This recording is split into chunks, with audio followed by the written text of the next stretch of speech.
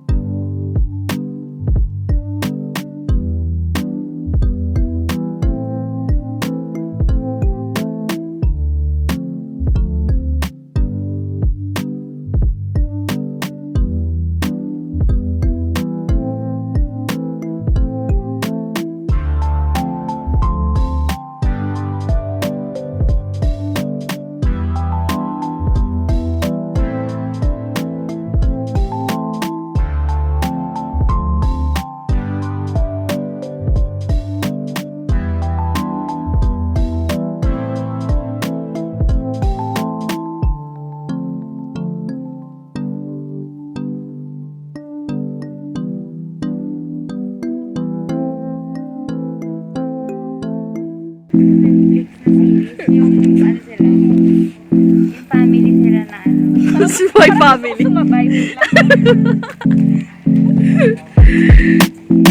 This is very symbolic that we're here. Ay, rin yan. Iyak pa lang yun.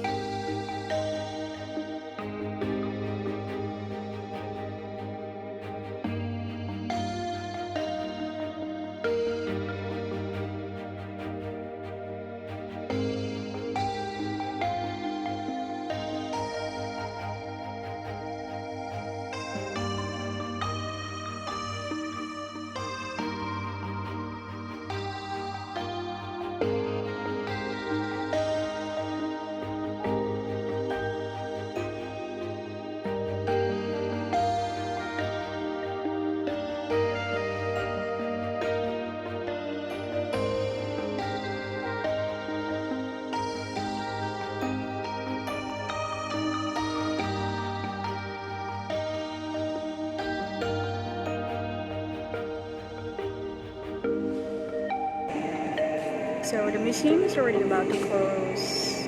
My best friends and I are already about to go home. We had so much fun.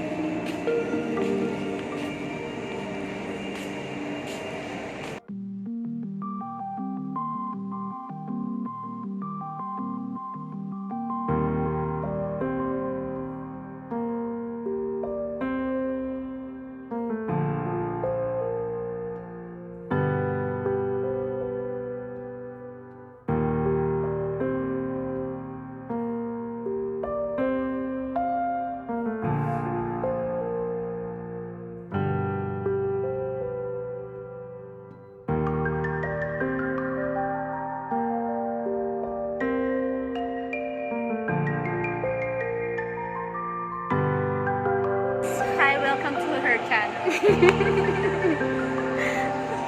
We're currently here at Pinto Art Museum.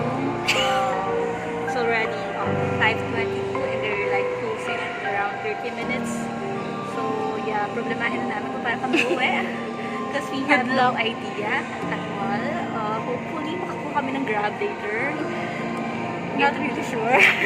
But we're hopeful. If we don't make it out alive. Sure. But at least we enjoyed. We did, yes. Yeah. Let's just, yeah. Pahala na po uwi. Yeah.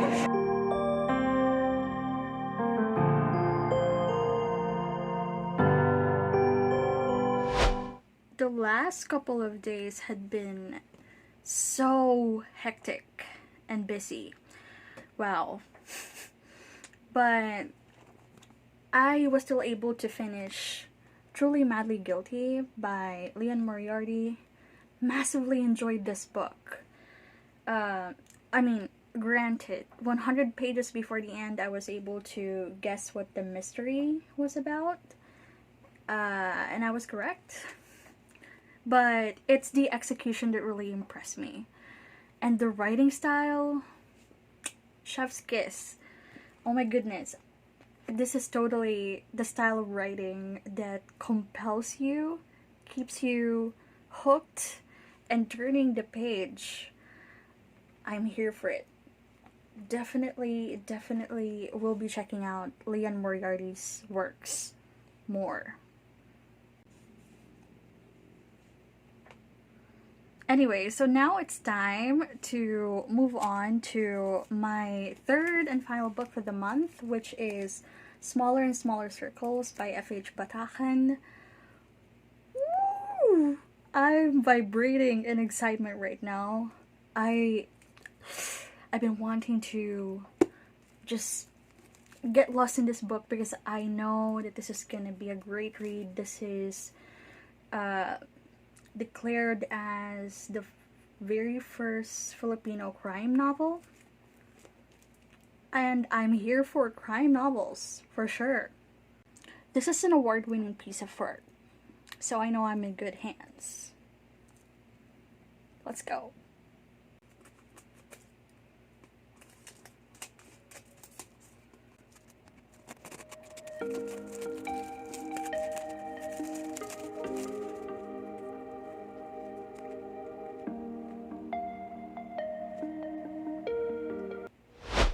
And we've reached the end of July. July has been so much fun. Pretty hectic. I don't know when I'll have time to compile and edit all of these. I'm probably most likely going to be posting this late again, but it's been a fun month. Let's talk about the books. I gave Where the Crawdads Sing 4 out of 5 stars. This tackled so many genres in one book, and it did very well in all of those. Coming of age, romance, mystery, crime investigation. It did so well in all of those. My top 3 favorite things about this book, I would say.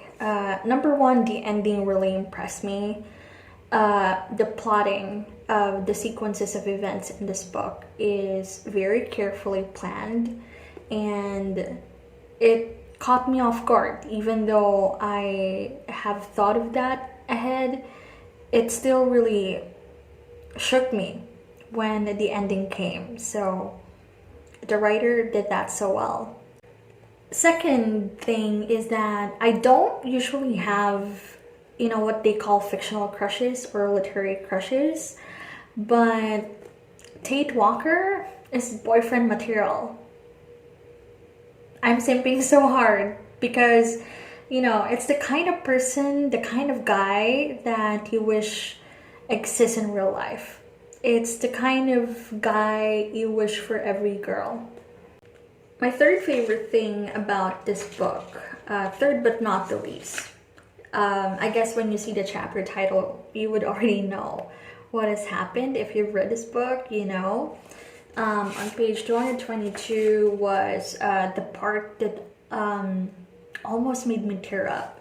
There's a part right here. also one of perhaps the best character in this book, which is who is Jumpin. Jumpin is my favorite character in this book, by the way. There was one part in the ending of this chapter that just really tugged at my heart. So the reason why I'm not giving this a perfect 5 stars, why it's only 4 stars, it's just really a matter of personal preference, I guess, when it comes to writing. Part of me wishes this has been written in a more poetic way. There were so many parts when it's been overly descriptive. That's not really the writing style that I prefer. I guess in so many chapters on this book, it became really apparent that this has been written by a scientist. And that's not a bad thing. I'm just saying that I would have preferred it if it has been written in a more poetic way. Also, because as I was reading this book, my mind kept on remembering and thinking about 2 books. Red Bird, which is a poetry collection by Mary Oliver, and A Gathering Light, or A Northern Light, by Jennifer Donnelly. I'm holding the UK edition right now because I'm too lazy to search for the US edition on my stacks of books. But yeah, I kept on thinking about these 2 books. And these 2 books are some of my all-time faves, which really had huge influence on my writing. So these are the reasons why I still feel hesitant to give Where the Crawdads Sing a perfect 5 stars, because I don't think it can match yet the level that the 2 books did. Red Bird is a poetry collection which is very focused on nature, and A Gathering Light, or A Northern Light, is a coming-of-age historical fiction that also has crime on it. So it was really hard not to compare those 2 books. And yeah, it's still a very good read, you know, a really good read. And the mystery is, I think, where it really excelled. I've given Truly Madly Guilty 4 out of 5 stars as well. This is such a good introduction to Leanne Moriarty's work. It's such a good first book to read of an author, because now I'm really looking forward to all of her works.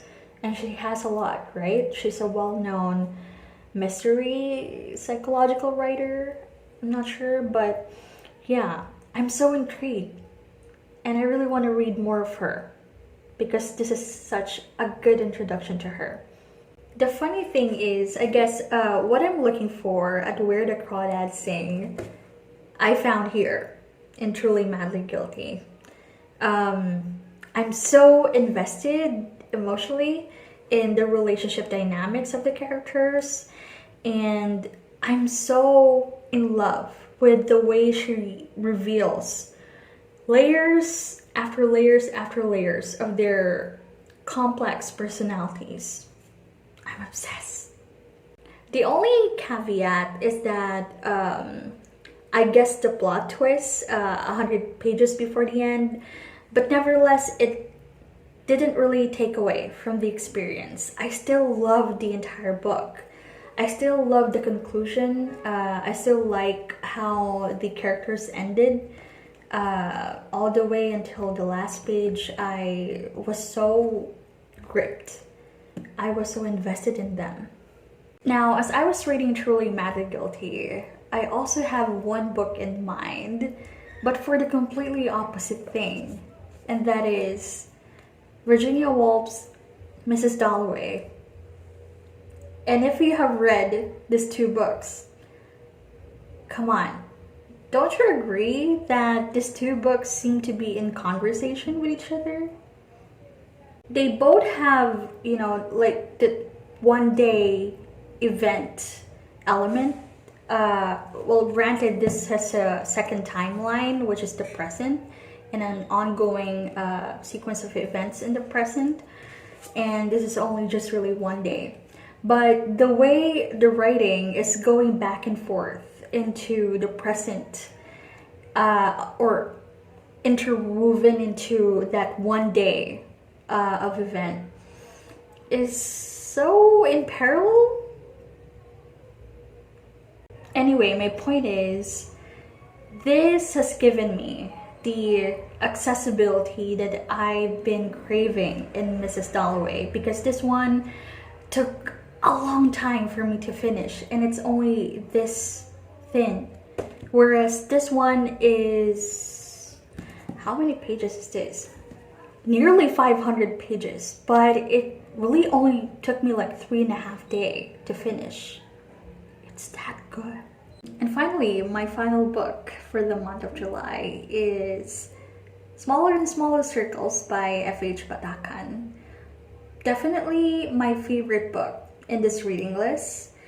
The moment that I started reading it, I didn't want to let go of it. I just really wanted to read it non-stop, because it's a different kind of addicting. The writing is so good. This has me thinking, dark academia who? We have dark government over here. And it's everything. I'm obsessed. I've given this book 4.5 stars. Only because I'm not quite sure yet how I feel about the ending. If I'm entirely at peace at how the way things were resolved or how it concluded. But nevertheless, this is something I would highly recommend to every Filipino, every crime fiction lovers in general, because this was written so beautifully. And also, it presented such really thought-provoking, very evocative arguments about how crime is being handled in the Philippines. There's so much I wanted to discuss about this book. I wish I devoted an entire vlog to it. But I guess for now, let me just read to you some parts that I really took note of because I'm so impressed. There's a part here at the beginning when there's been a discussion, a back and forth debate, because their hunch about the crime being done by a serial killer kept on being rejected. So in here, they were told, "You've been watching too many foreign movies, Father Saints. There are no serial killers in the Philippines. Our neighborhoods are too congested, our neighbors too nosy, our families too tightly knit, for secrets to be kept and allowed to fester. We have too many ways to blow off steam. The nightclub, the karaoke bar, the after-work drinking binges with our fun-loving barkada. We're too Catholic, too God-fearing, too fearful of scandal." Saints wants to tell these men, "No, sir. It is you who have been watching too many foreign movies. Such killers can be found all over the world, not just in the West. In China, India, Indonesia, Pakistan, South Korea, Hong Kong. Japan has a fairly long list of them, as does South Africa. What makes you think the Philippines is so blessed by God that we would be exempt from this kind of evil? It isn't. It simply hasn't developed the necessary frameworks, the physical infrastructure, and human skill sets required to recognize and track down such killers."